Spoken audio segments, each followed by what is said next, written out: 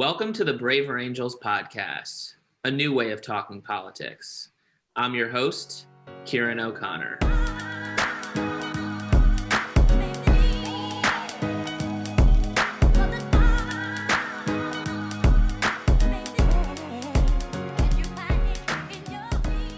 I am joined today by Isaac Saul, the founder and editor of Tangle, an independent, ad-free, nonpartisan politics newsletter that offers both sides of the biggest news stories every day.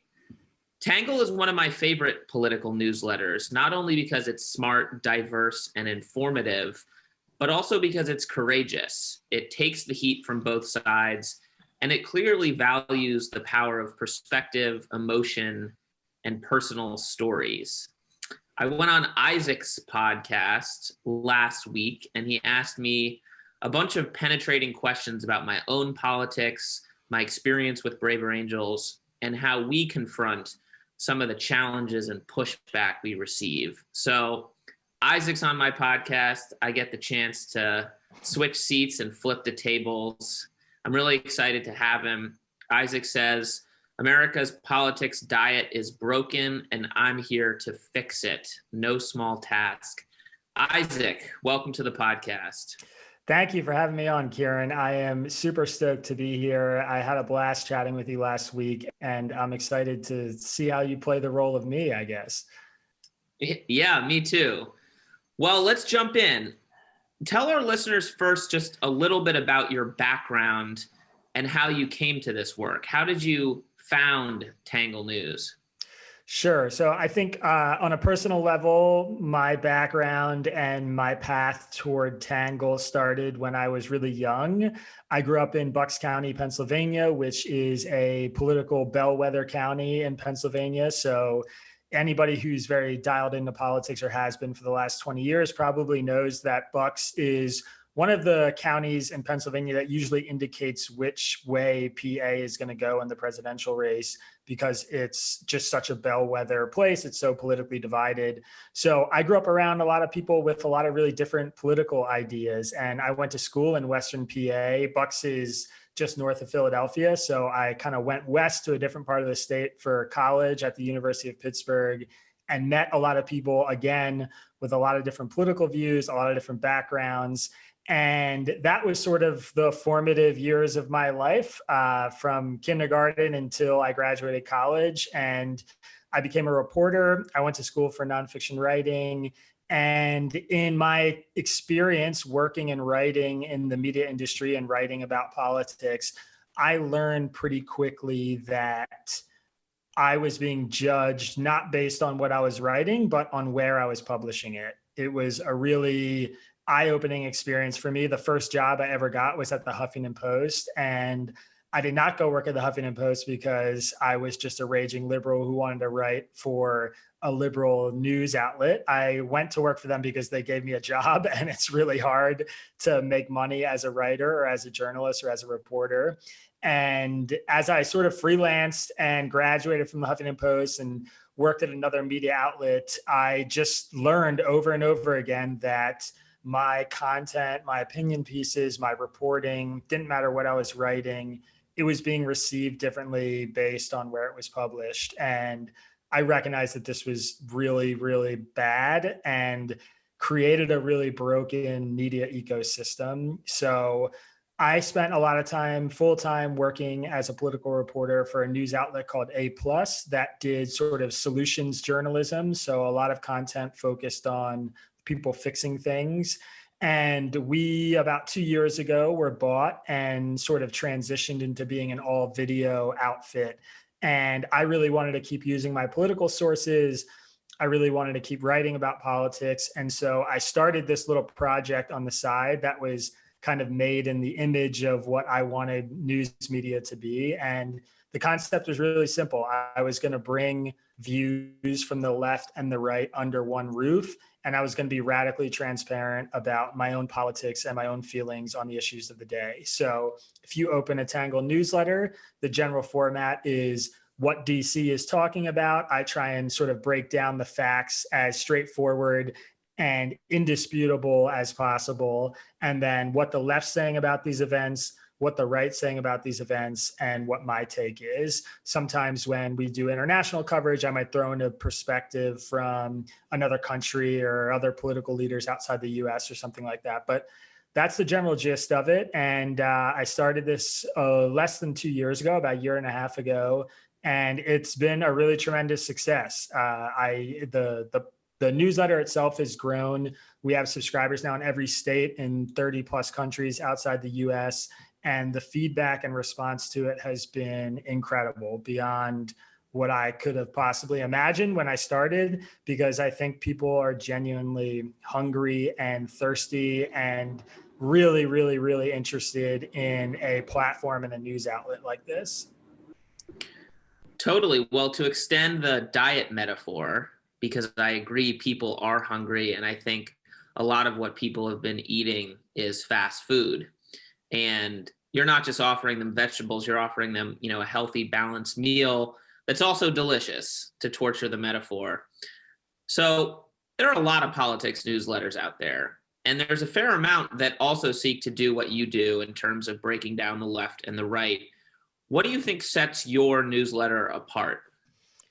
Yeah, I think the number one thing that I hear from readers who come to me from other newsletters like The Flip Side or places that sort of do the left and right perspective is that it feels really personal and it's very conversational. I both do a lot of explanatory stuff. I don't assume anything about the information or the background that my readers have.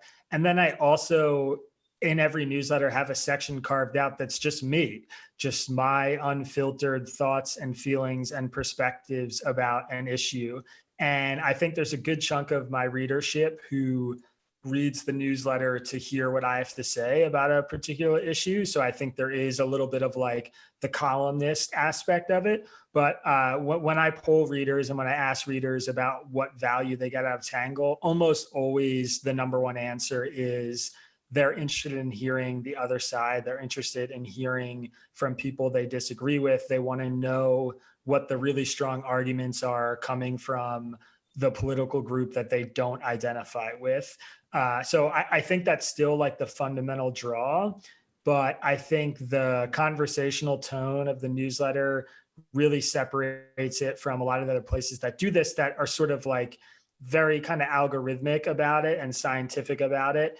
And in my opinion, I think the offering that I have is that this is like a much more engaging, entertaining kind of version of this nonpartisan, balanced political news. So, to me, the Achilles heel of having a balanced or moderate news diet is it's kind of boring. There's a reason Fox News is one of the most successful news networks of all time. It's because even if they're pushing things in a really hard right direction sometimes, they're really good at making news interesting and entertaining and emotive. And I am trying on my end to offer some of that excitement and engaging kind of content, but doing it in a way that is really honest and really balanced and really transparent. And so generally, I think when I pull readers from other places that are already doing that, that's usually the number one thing they say is something like, this just feels a lot more personal and interesting to me because there's a person behind it.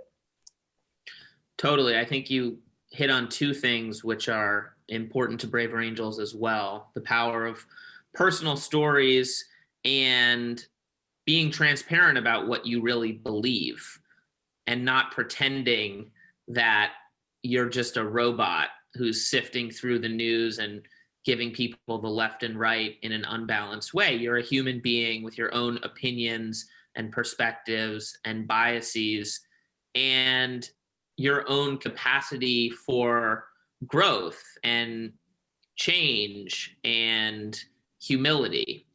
And so I read a newsletter that you wrote a couple weeks ago, which I found really compelling and personally affecting, and I imagine a lot of people did. You shared the story of your time in high school when you used language that was offensive including the N-word, including language today that could get you quote unquote canceled.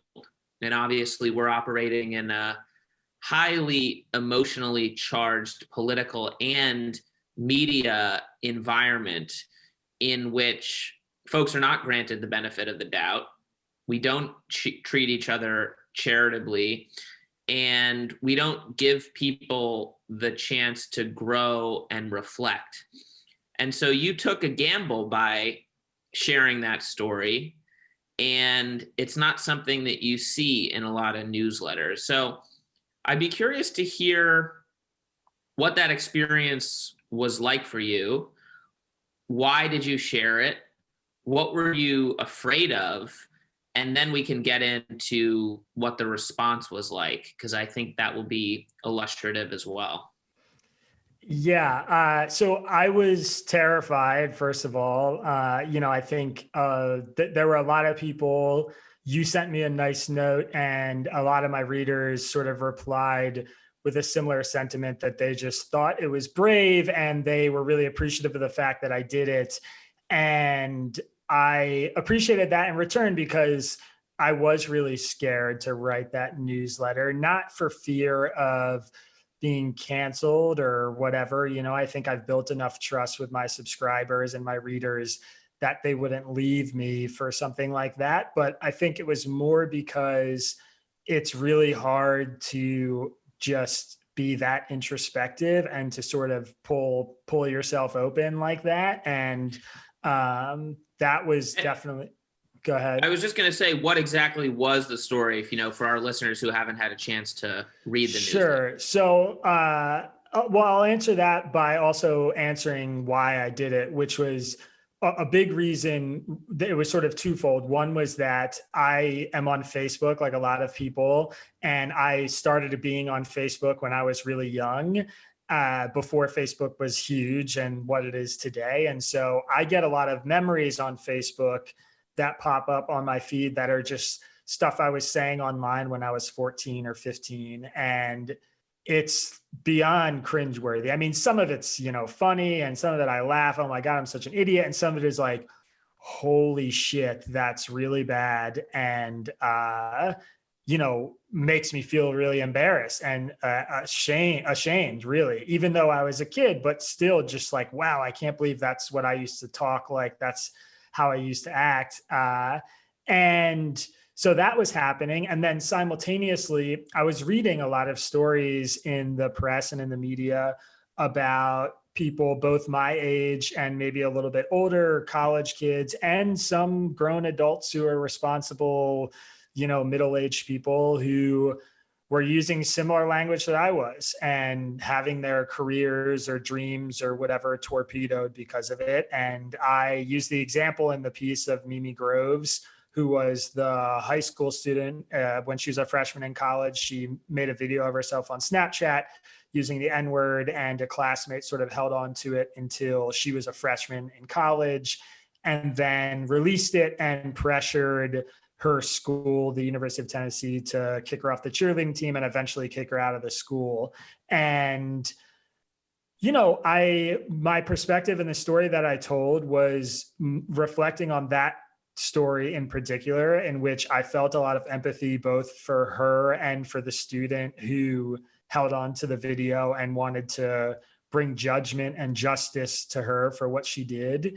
And also contextualize it around my own personal growth and how I stopped being, as I put it, a teenage asshole and started being a really more respectful, thoughtful, empathetic adult. And for me, my own personal experience was that I had a lot of people throughout my life who were patient with me and showed me love and sort of tapped me on the shoulder or smacked me upside the back of my head, rhetorically, or metaphorically, maybe every now and then, literally, and basically said, you sound like a bigot, and what you're saying is really offensive and hurtful to me and to people I care about, and here's why.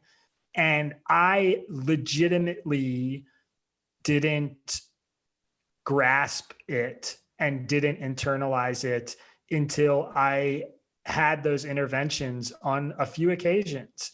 And I now have grown into a person where if I hear a younger kid or a peer or a family member or a really good friend speak in the way that I used to, I'm the person who is being like, dude, like, what are you, 12 years old? You're calling something gay? Or like, is that really where we are?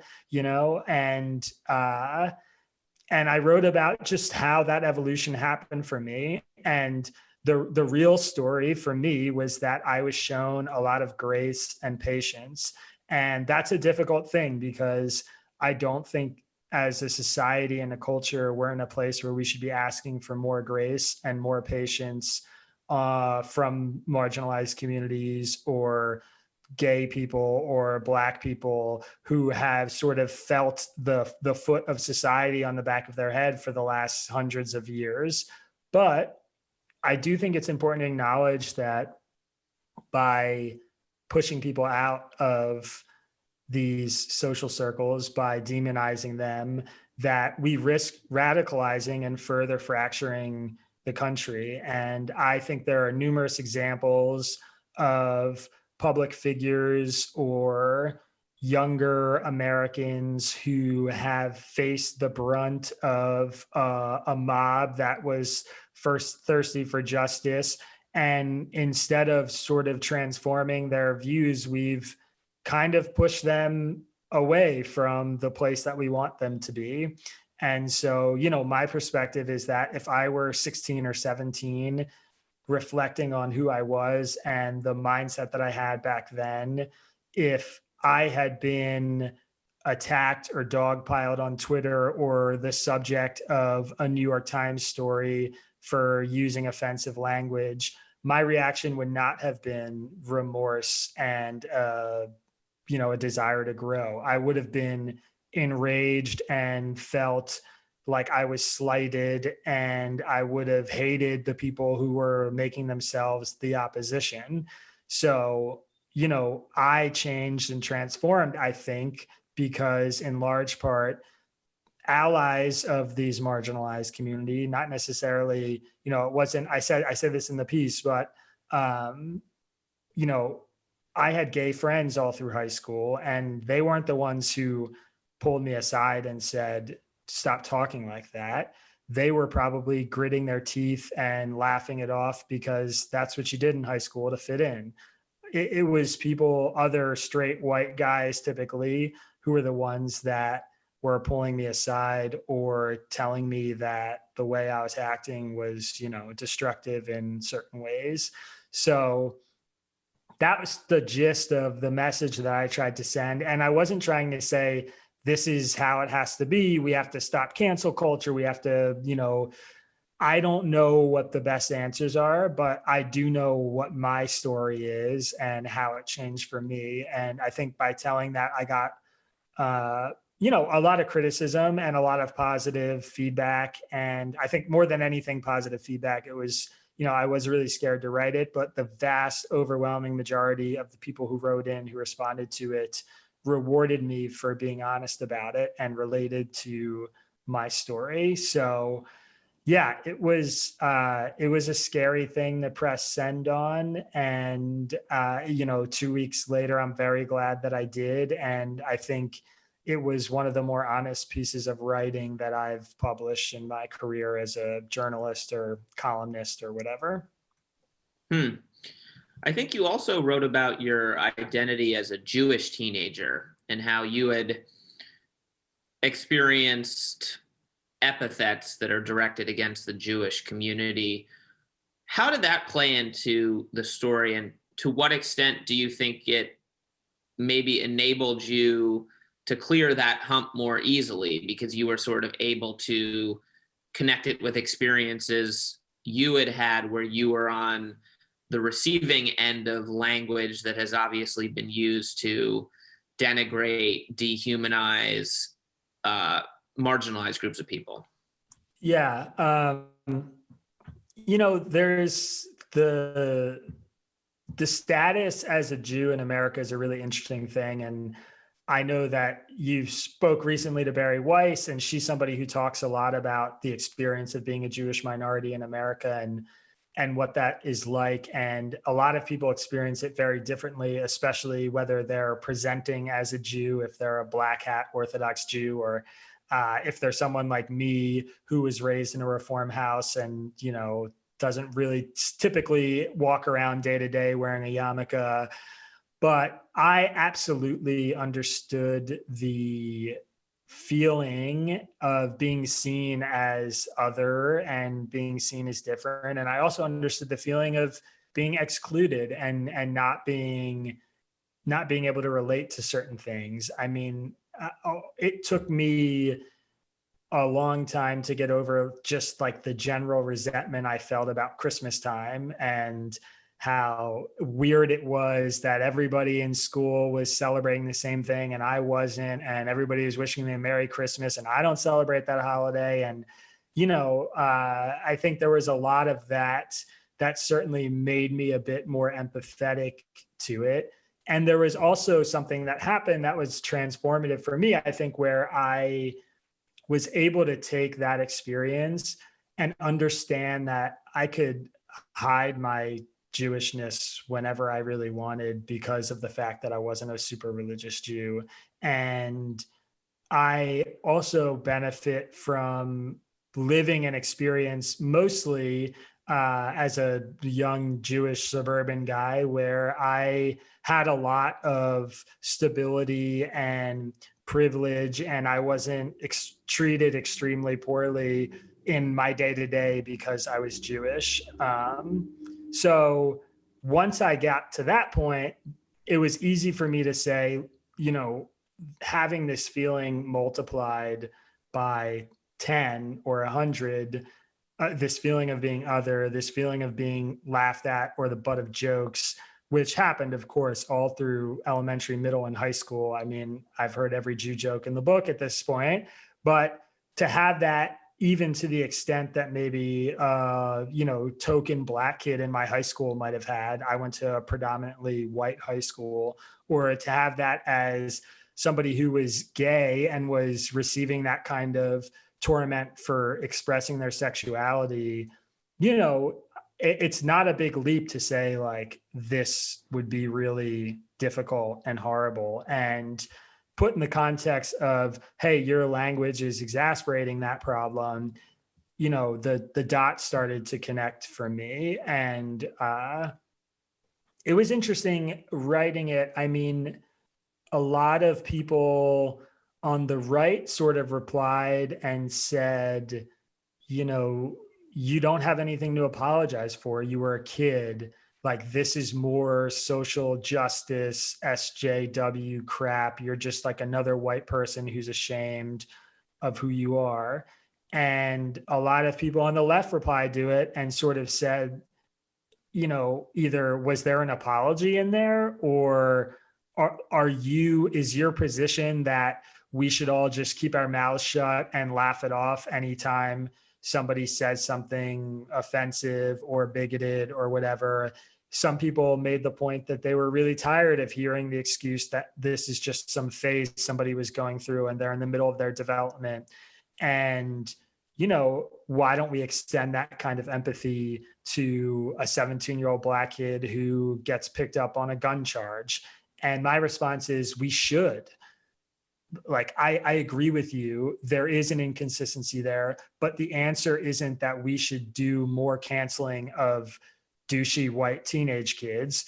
It's that we should give the same benefit of the doubt and the same empathy to marginalized communities who are being impacted in this way, and to people who are conservatives and or on the right and replied, really critically about how this was more social justice stuff or whatever.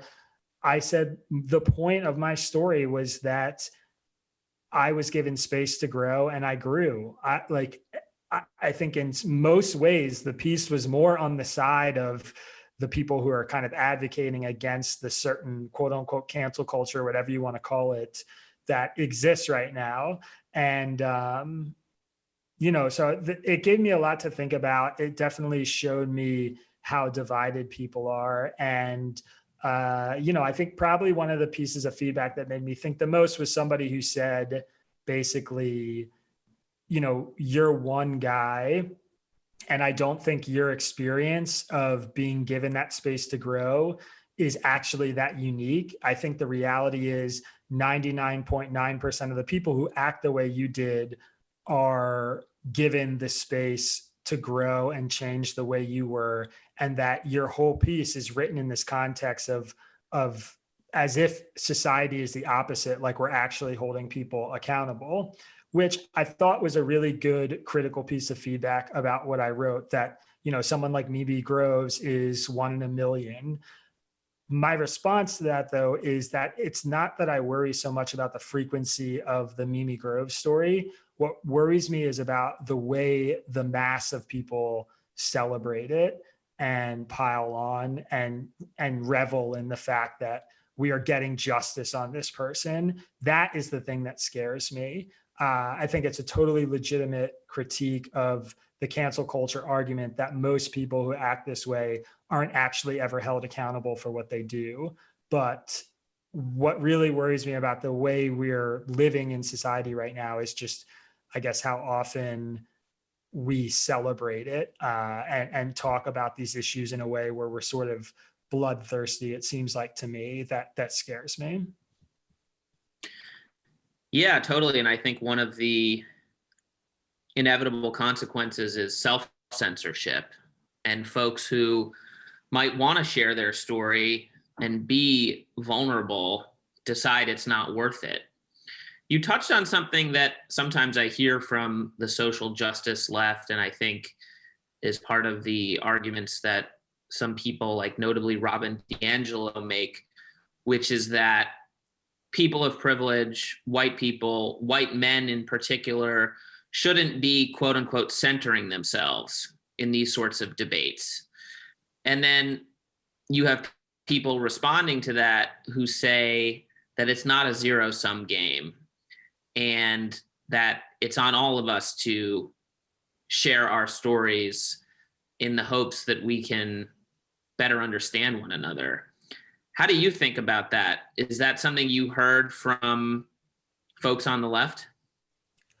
I think that it is a totally human and empathetic and important value to when you are approached by someone who's saying, I've been hurt by this thing you did or this thing you said, to not center yourself, to not say, oh, this is how you telling me this is making me feel, and these are my feelings about your feelings.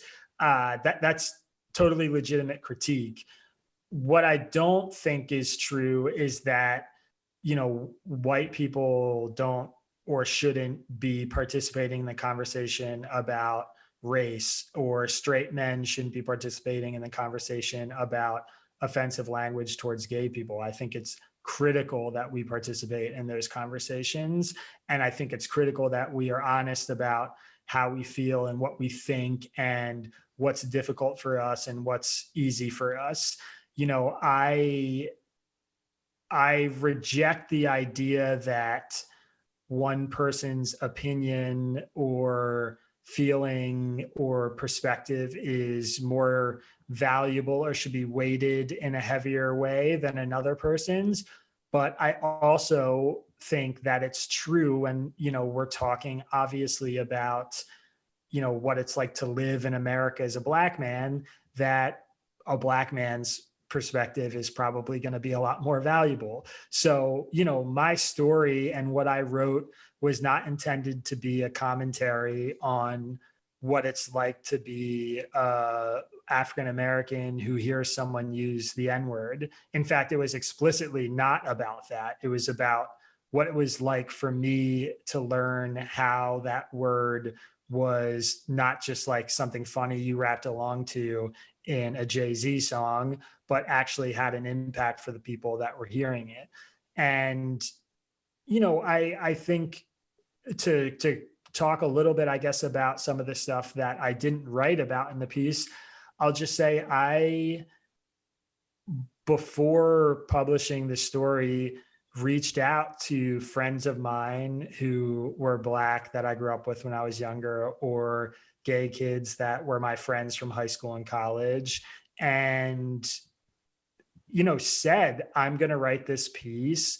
I want to give you a heads up about it. I'd love to hear your feedback on it. And these are people who, over the years, I've had, countless discussions with about this stuff.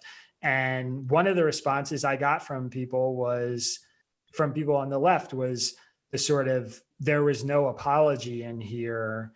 You say all these things, but I'm not seeing you saying you're sorry. And my response was, I don't have to apologize to you. Like, I've apologized to and made amends with the people who I feel like I've actually directly hurt, who have been, impacted by my language. And I actually think that is reflective of how I view a lot of the national discourse on this, which is that, the public isn't owed anything by some 18-year-old kid who makes a mistake and gets dogpiled for whatever reason.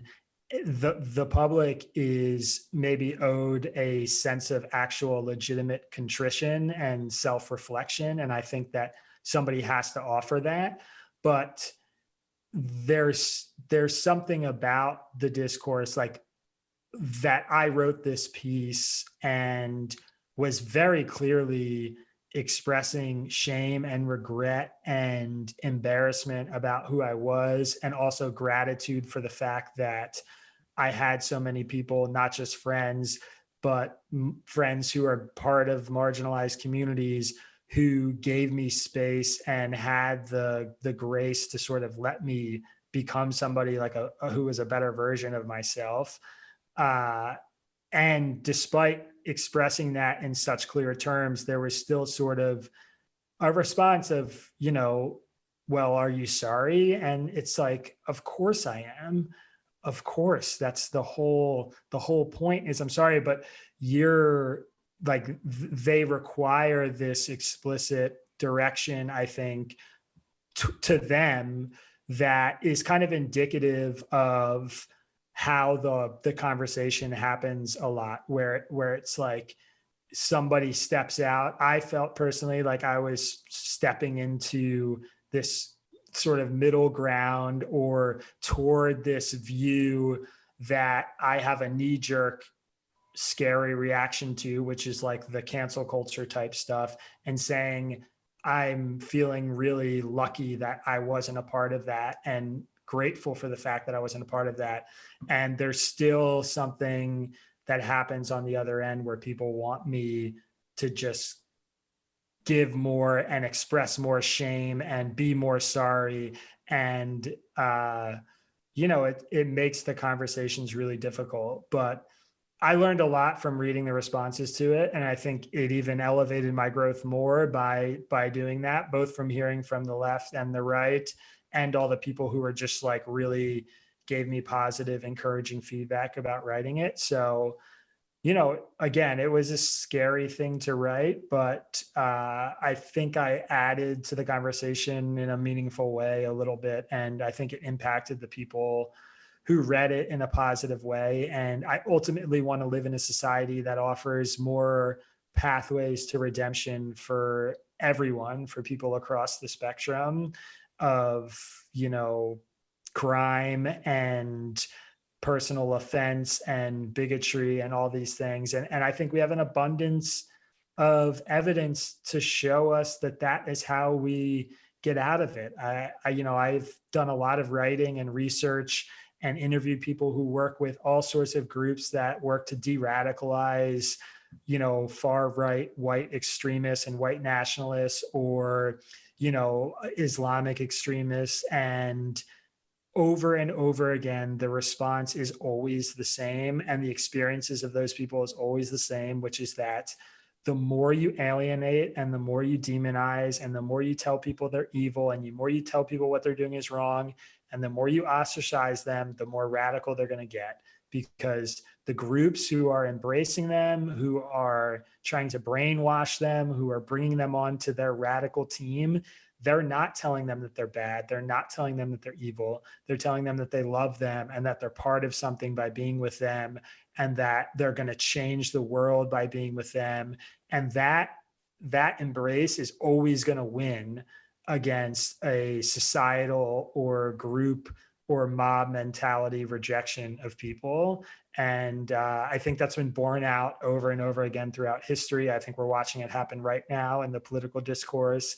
And so I hope that that sort of compassion first, empathy first, trying to, offer open arms to people you disagree with first can promote, not necessarily, I love what you said last week. I don't want to moderate people. I'm not trying to moderate people. I'm just trying to grow some understanding. It'd be great if some people stepped a little bit to the center, or, were convinced by some argument they disagreed with or thought they disagreed with. But ultimately, that's not the point. It's just to turn the temperature down a little bit. Very well said. And I would encourage any of our listeners to go out and check out that newsletter. And, you can write into me with any feedback you have, and I'll pass it along to Isaac. I want to shift gears a little bit because Braver Angels is hosting a debate tomorrow night on the topic of voter fraud. And we've gotten a lot of pushback, particularly from people who argue that we are creating a false equivalence between voter fraud and voter suppression. People who say there isn't any evidence of widespread voter fraud. This is part of a big lie perpetrated by Donald Trump to try to hold on to power, and now seized upon by Republican legislatures to justify voter suppression, which is the real issue. At Braver Angels, we don't take stances on issues, and we don't act as the arbiters of fact. We also welcome anyone to our conversations so long as they come in good faith. This whole episode has raised a lot of questions that I imagine you confront as well. I'm sure you get feedback from people who argue that you are drawing a false equivalence between two positions that either aren't morally equivalent or aren't factually equivalent. And I imagine you may get some pushback from folks on the right who say, who are you to be the arbiter of facts? Because I think oftentimes which facts you believe depend on which sources of news you trust. That isn't to say that truth doesn't exist, but it is to say that ultimately this is a question of trust. So my question to you, how do you think about this issue of equivalence, particularly when, in my view, and this is me speaking as a blue, there is an asymmetry right now between blue and red when it comes to the embrace of conspiratorial thinking that was pushed so aggressively by Donald Trump, to the point that it's poisoned a lot of folks' trust in sources of information that were previously considered mainstream and credible. When you're writing a newsletter that touches upon, say, the voter fraud issue, do you feel the need to sort of step in as judge and say something like, it should be known that there isn't credible evidence of widespread voter fraud? Or will you present the argument from the right is this, the argument from the left is this, and here's where I, Isaac, come down? How do you navigate that? Because I imagine that's something you're dealing with often. Yeah, so it's funny that you use the voter fraud example, because I was very much on the front lines of debunking a lot of election fraud claims. This was something that I saw coming before the election. I wrote about before the election. I warned my readers about. when it started happening in the first 48 hours after election day, I started a thread where I was tracking claims of voter fraud that ended up blowing up and got like 1 million retweets or something. And I did a bunch of radio hits where I offered cash prizes to people who could stump me on election fraud claims, and wrote a few stories about it and got interviewed about sort of how I fell into this. And I struggled a little bit to write about it because I knew, from my perspective, actually, I don't think it's really a matter of perspective at this point. I think, there have been enough rulings in court. There's been enough examinations of the evidence to say conclusively that there wasn't widespread voter fraud in the election. Certainly not that would have changed the outcome of the election. And, I shared the format lends itself for me to step in and be judge or offer a hardline opinion or conclusion when I feel it's necessary. So, the point to me is that what happens in a lot of the discourse is the arguments aren't actually addressed.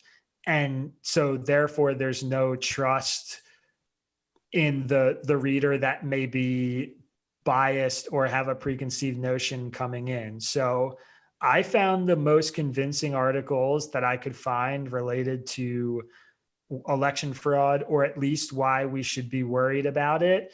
And I put them front and center in the What the Right is Saying section of the newsletter.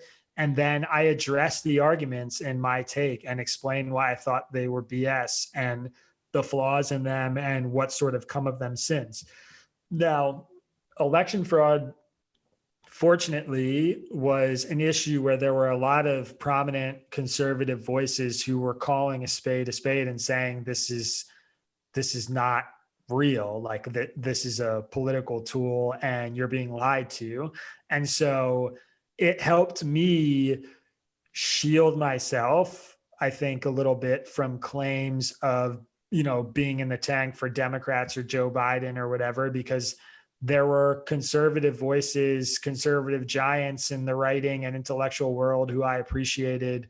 The Wall Street Journal editorial board was extremely outspoken. A very pro-Trump editorial board was really, really outspoken about the fact that the claims that were being thrown around were lies, and they did a really good job debunking a lot of them. And so I leaned into those kinds of sources.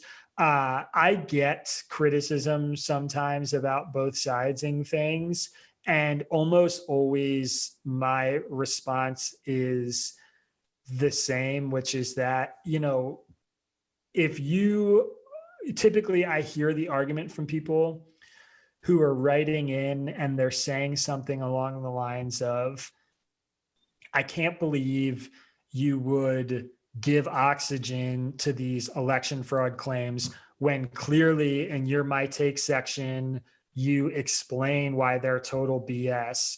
And it's just so obvious that they're BS. And my response is, you just told me exactly why I should do it, because you read the claims themselves and then you read my take and you left feeling like it was really obvious to you that the claims were BS. And so if that is how you felt coming out of the newsletter, then why are you upset? You're telling me that you ingested the ideas that the other side was presenting, you read the full argument, and you left feeling conclusively like one side of the argument that you also happen to disagree with was clearly wrong. That seems like everything just tracked for you. And there are people who are going to read the newsletter who are coming in with this idea that the election was stolen or whatever. And a lot of them were my readers. And I'll tell you straight up, I heard from, I would say, maybe put it in the dozens of readers, Trump supporting readers, who wrote to me and said that I'd changed their mind about the election. And I got direct messages on Twitter from people who thanked me for the thread, in the first few days after the election, and said, I went down this rabbit hole for 24 hours, but I'm really like, I appreciate you posting this. I'm just going to like, let it go. So, there are 200 million people in America. Maybe I changed 25 people's minds, but to me, it's proof that that was possible, A, and B, that there are people who are believing this stuff and are actually open-minded, intelligent people who are just not being presented the evidence that undermines some of the stuff that they've read. I have readers who unsubscribed and don't believe it and, left feeling like I was some stooge. And, at some point you have to cross, there are certain things that cross certain lines for me. That's one of them. And like, I am like most Americans, I think my political views are very incongruent. I don't fit neatly into the left or the right. I'm moderate on some issues. I'm really progressive on other issues. I'm way right of my friends on some issues. And it's important to just own that. And this was an issue where I felt really comfortable saying, this has nothing to do with my personal bias. Election fraud is not, examining claims of election fraud is one of a few political issues that isn't tied to your own personal experience unless you're like an election worker or something. And so I was very much able to say, here's a video that's supposed to be showing election fraud. Here's me explaining to you why this video is actually somebody curing a ballot. And a lot of Americans don't know what curing a ballot is. They don't even know that happens after they vote. And so that kind of stuff cuts through the nonsense. It's not easy though. And I do get typically from the left, people saying you're both sidesing this issue and, it's a really gross false equivalency. And I'm saying if your views were represented in the newsletter somewhere, then that's the only thing I'm trying to do is make sure you feel represented. That's it.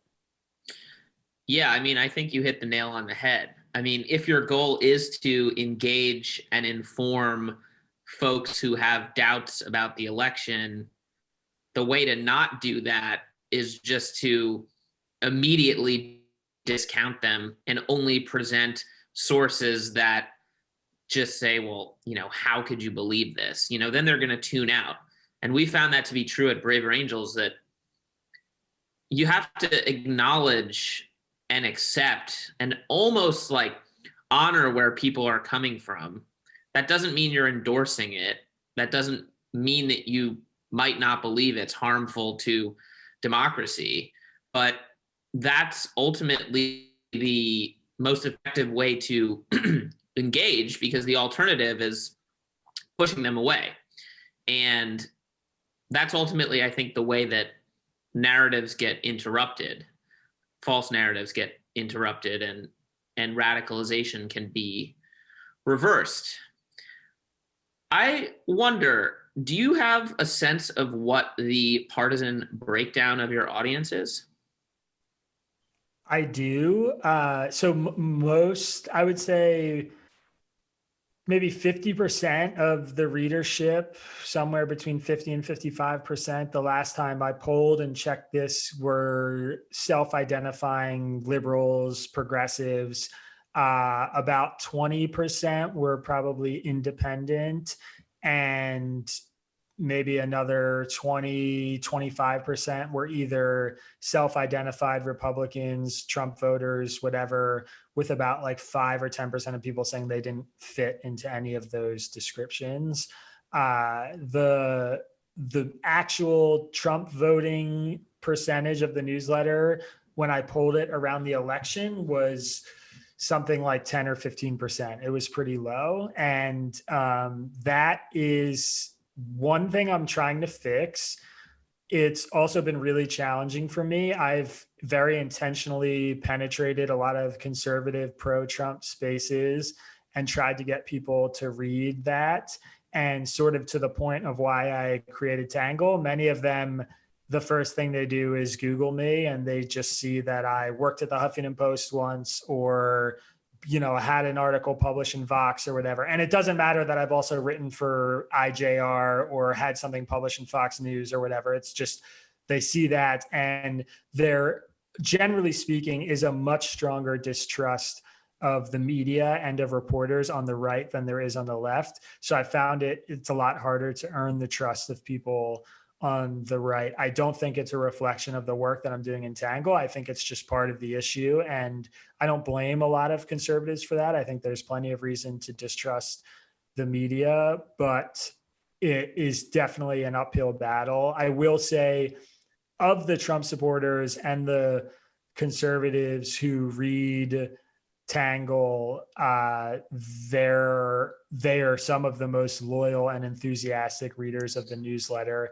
And a lot of them, even though we disagree on a lot, I was not a supporter of the president. I didn't endorse anybody in 2020 as a matter of policy.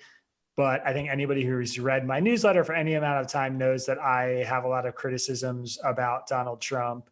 And the people who were big supporters of his who read my newsletter, I think generally felt like my criticisms were really fair and also appreciated it because they saw me hammer a lot of Democrats and liberals. And, there are a lot of Americans who get some joy out of seeing somebody knife both sides, and that is definitely something I do. I don't hold back because somebody's a Democrat or a progressive or they've done something in the past that I've liked, just like I don't hold back because they're conservative or Republican or whatever. So, if somebody picks up any given random newsletter, they might see a take I have. I get emails all the time from people who have been subscribed for a day. One of the first things I do when I get an email and somebody's like hammering me about something or telling me it's clear I'm a liberal or it's clear I'm a conservative or whatever, is I just look in the back end to see how long they've been subscribed to the newsletter. And I would say like 80% of the time, it's somebody who's read maybe one or two pieces because they just, they dropped in on a day where I'm writing about police reform, which is an issue I'm really left or libertarian or whatever you want to call it on it. I believe we need to change how policing is done in America. And so somebody might see that and be like, okay, they peg me as a progressive or whatever. And then there's another day where I'm hammering Joe Biden as a warmonger and they read that and they're like, all right, this guy is, he's just like a right populist, conservative Trumper dude. And, if you hang around long enough, I think you'll see a little bit of both. What's your strategy for getting in front of Trump supporting audiences and getting them to sign up? Mostly cynically sharing when I publish something that's favorable about Trump or critical about Democrats to earn some trust. That's number one. Number two is now that I have a kind of liberal base of readers, I ask them a lot to share the newsletter with people they disagree with politically as a tool for them to have conversations. I tag a lot of conservative writers when I share their arguments in the newsletter. So, I might post a newsletter on Twitter and thank a conservative writer for an op-ed that they wrote because it had a big impact on how I thought about the issue. And that is not cynical. That's just genuine. I think it's a good thing to do. And it also gets the newsletter in front of people who might not otherwise see it. And then, I think when I talk to somebody who I believe is progressive or liberal or left-leaning, and I want them to subscribe to the newsletter, I tell them, this is a really good way to have a better understanding of conservatives and Republicans and why people vote for Trump. And you're in a bubble, and this is a good way to get out of the bubble. And when I talk to people who are more conservative or more right-leaning, I say, I created this newsletter because I believe the media is broken and the way the media works is broken and the way political news is done is broken, and I'm trying to fix it.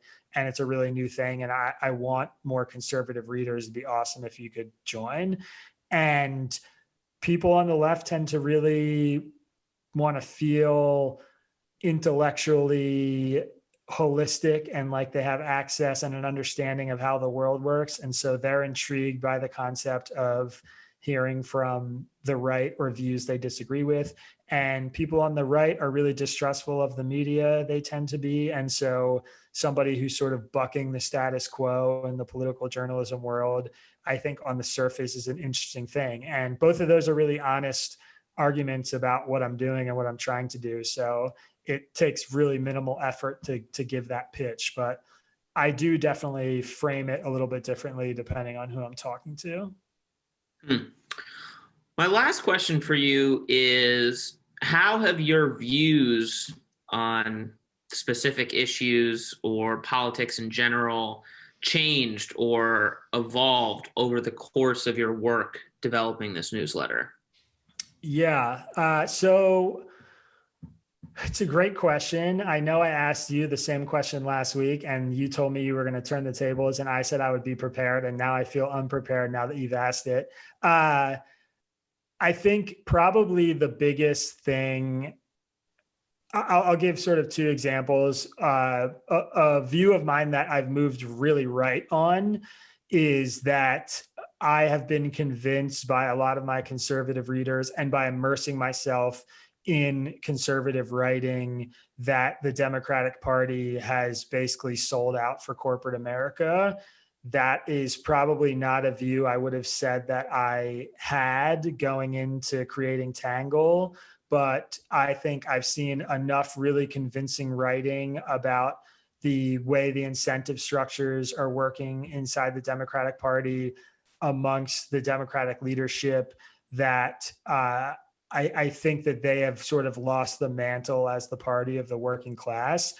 I'm not saying that they're better or worse than, any given person on the other side. Sometimes they are, sometimes they aren't. But I think there's a reason the Republican Party is more and more being framed as being a party of the middle class and the lower class, and that Donald Trump had so much success with a lot of working class Americans and bringing in new Hispanic voters and new Black voters. And it's because they're speaking a language and prioritizing issues that I think matter more to people who come from those backgrounds. And I also think that the corporate influence and the places, the kind of third rails for the Democratic Party are often really disappointing, in my opinion. The things they won't sort of touch or the places they won't hit in the name of kind of protecting the certain working class American. And I have, over the course of writing the newsletter, moved further left on immigration, probably is, I think, maybe one of the biggest. I was never really held conservative immigration views or strong right immigration views. I was always kind of left of center. And I've personally spent a lot of time in Mexico and on the border of Texas and Mexico, both as a kid and as an adult. I have family down there and I used to live down there in the summers. And I was always very sympathetic to the plight of migrants who show up on our southern border. I knew a lot less about the intricacies of immigration, people who are coming here on visas from places like India or China and overstaying them and whatever, here on work visas.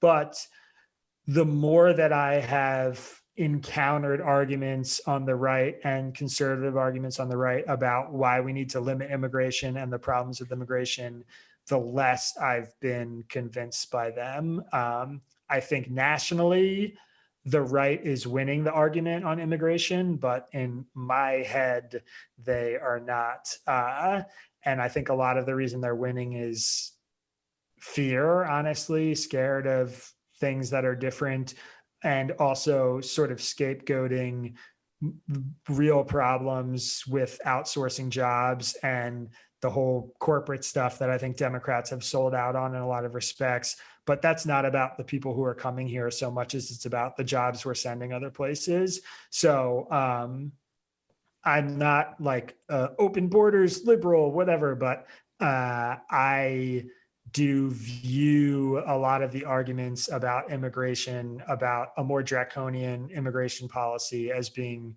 weaker after spending a lot of time analyzing them. So those would be my two issues. I would say I've moved on a ton of stuff. You know, at the very least, I've grown far more empathetic for a lot of positions that I used to be really hot-headed about. And my views have moderated on almost everything. I think probably immigration and certain parts of police reform are like the only two things that my views have really sort of moved further away from the center. And my feelings about kind of the future of the Democratic Party and the current state of the Democratic Party have kind of crossed the center in some ways. Because I was raised in a pretty liberal house and, you know, grew up in an area that was really politically divided, but as an adult spent a lot of time in a lot more left-leaning places. So that was definitely like an evolution for me, to realize that the blue guys, as you guys put it, weren't really fulfilling a lot of the promises that I thought they were. So yeah, I think those would be my answers. Cool. And I'm also hearing the emotional evolution as well, and the understanding of the values of empathy and humility and fundamentally being open to new ideas. Because I think so often in today's landscape, people perceive openness as a weakness. And I think you and I agree that ultimately it's a strength, even if it can be uncomfortable. So I thought this was a great conversation. I loved having you on the pod. I think we should probably try to do this again in a few months, as things shake out with Braver Angels, with Tangle, in the world at large. I think the work you've done is really impressive. Isaac just launched a podcast. I'd encourage our listeners to check that out. I think there's potential for Tangle's approach to expand in a lot of ways. You know, I'm even thinking about a Tangle TV one day, maybe. We'll see. So folks can find Tangle online at readtangle.com. They can follow Tangle at Tangle News on Twitter and tangle.news on Instagram. They can also find Isaac himself on Twitter. He's got a great Twitter account. And please write in. Let us know what you thought of this episode. Let us know if you have questions for Isaac. We take compliments, concerns, criticism. We love it all. If you like what you heard, please like and subscribe and rate us 5 stars wherever you get your podcasts. Until next time, this is Ciaran O'Connor with the Braver Angels podcast.